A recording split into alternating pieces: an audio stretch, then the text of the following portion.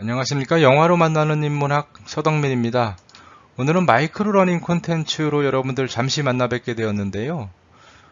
다음 주에 같이 살펴보실 영화 트루먼 쇼에 대한 간략한 정보와 함께 이 영화를 해석하는 도구로서 파놉티콘이라는 개념도 같이 한번 살펴보는 형태로 준비를 했습니다.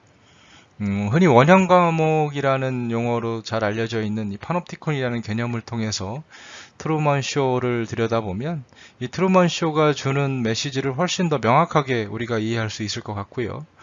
특히 우리 개인, 우리의 자유를 속박하는 이러한 요소들을 일상에서 찾아낼 수 있는 그러한 안목도 길러지지 않을까, 그러한 기대를 하고 있습니다. 우선 영화에 대한 간략한 정보 함께 살펴보시겠습니다. 이 영화는 1998년 당대 최고의 코미디언이자 영화배우 짐 캐리가 열연을 한 것으로 잘 알려져 있고요. 지금으로부터 20여 년 전에 개봉한 작품임에도 오늘날 널리 회자되고 있는 명작의 반열에 오른 작품이라고 해도 손색이 없는 그러한 작품이라고 볼 수 있겠죠. 영화 내용 간략하게 한번 살펴보겠습니다. 트루먼은 세계적인 TV 버라이어티 쇼의 주인공입니다.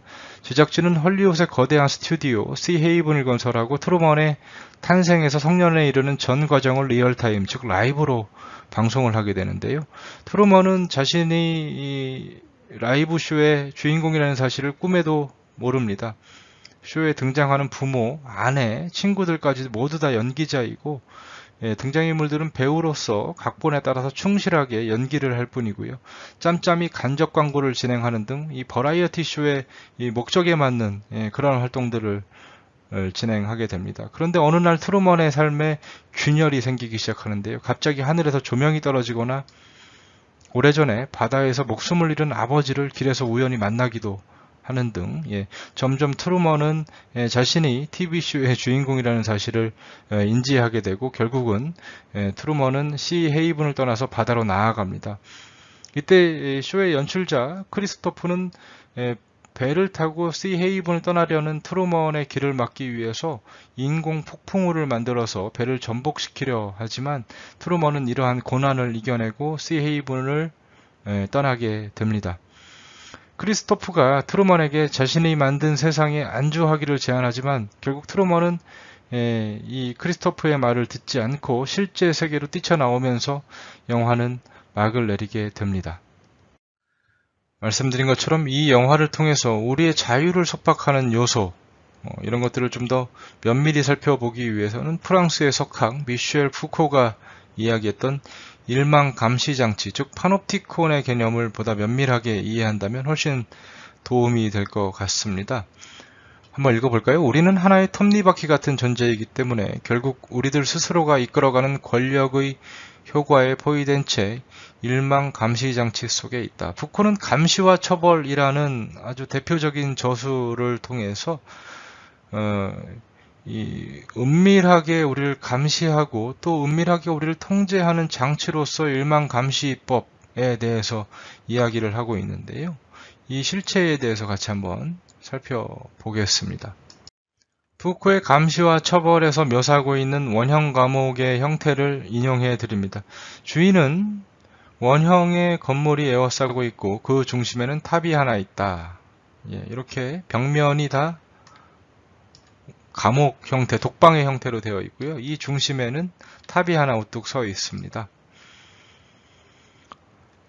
탑에는 원형 건물의 안쪽으로 향해 있는 여러 개의 큰 창문들이 뚫려 있다. 여기 창들이 뚫려 있고요. 이 탑 안에서 이쪽을 감시할 수 있는, 들여다볼 수 있는 형태로 되어 있다는 뜻이겠죠. 그리고 이 각각의 독방들은 양쪽으로 창이 뚫려 있어서 이 개별적인 독방들이요. 그래서 이 수감자들의 일거수일투족을 시시각각 확인할 수 있는 형태가 바로 이 파놉티콘의 기본적인 구조이죠. 따라서 중앙의 탑 속에 있는 감시인을 한 명만 배치하고 각 독방 안에는 광인이나 병자, 죄수, 노동자, 학생 등 누구든지 한 사람씩 감금할 수 있게 되어 있다는 것입니다. 바로 역광선 효과를 이용해서 주위 건물의 독방 안에 있는 수감자의 윤곽을 정확하게 빗속에 떠오르는 모습을 탑에서 파악할 수 있다는 것이죠. 말씀드린 바와 같습니다. 여기에서 여기를 명확하게 확인할 수 있는 그러한 장치라는 것이죠. 감시자는 한눈에 볼 수 있고 피감시자는 서로를 볼 수 없는 이러한 파놉티콘의 형태, 바로 수감자가 죄인일 경우에 음모나 집단 탈옥 시도, 그리고 출감 후에 새로운 범죄를 공모하는 등의 이러한 영향을 만들지 않을 수 있다는 장점이 있겠죠. 병원에 적용했을 경우에 병자 간 전염의 위험이 없고, 광인의 경우, 정신병원의 경우에는 상호 폭력의 염려가 없을 수 있고, 또 치료의 효율성을 높일 수 있을 것입니다.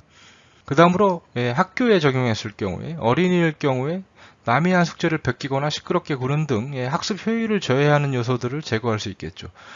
노동 현장에 적용했을 경우에 구타, 절도, 공모, 그리고 기타 생산 효율성을 저해하는 요소들 역시 제거할 수 있습니다. 이러한 장점이 있다라는 이유로 이 파놉티콘의 구조는 우리 생활 현장에 은밀하게 침투해서 개인의 자유를 속박할 수 있다라고 푸코는 지적을 하고 있는 것이죠. 밀집한 군중, 다양한 교환이 이루어지는 장소, 집단적 효과로서 혼합되는 개인들, 이러한 군중의 형태가 소멸되고 대신 분리된 개인들이 특정한 권력에 의해서 시시각각 일거수일투족이 감시당할 수 있는 여지가 바로 있다. 이것이 바로 파놉티콘의 구조이다. 이렇게 이야기를 하고 있습니다. 이 트루먼 쇼라는 영화 속에서 파놉티콘의 구조를 하나하나 찾아가면서 이 영화를 감상했을 때 이 영화가 주는 메시지를 여러분들 훨씬 더 명확하게 이해할 수 있으리라고 생각을 합니다. 이렇게 오늘 푸코의 파놉티콘이라는 개념 간략히 살펴보셨고, 영화에 대한 간략한 줄거리까지 같이 살펴보셨습니다. 다음 시간에 장면 면밀히 좀 살펴보시면서 이 파놉티콘의 구조가 어떻게 나타나는지, 또 푸코가 감시와 처벌에서 했던 이야기들보다 자세하게 좀 안내해 드리는 시간으로 준비하겠습니다. 여러분들도 시간 나실 때 영화도 미리 좀 감상해 보시고 푸코와 관련된 정보도 미리 검색을 해 보시면 좋을 것 같습니다. 다음 주에 건강한 모습으로 뵙겠습니다. 감사합니다.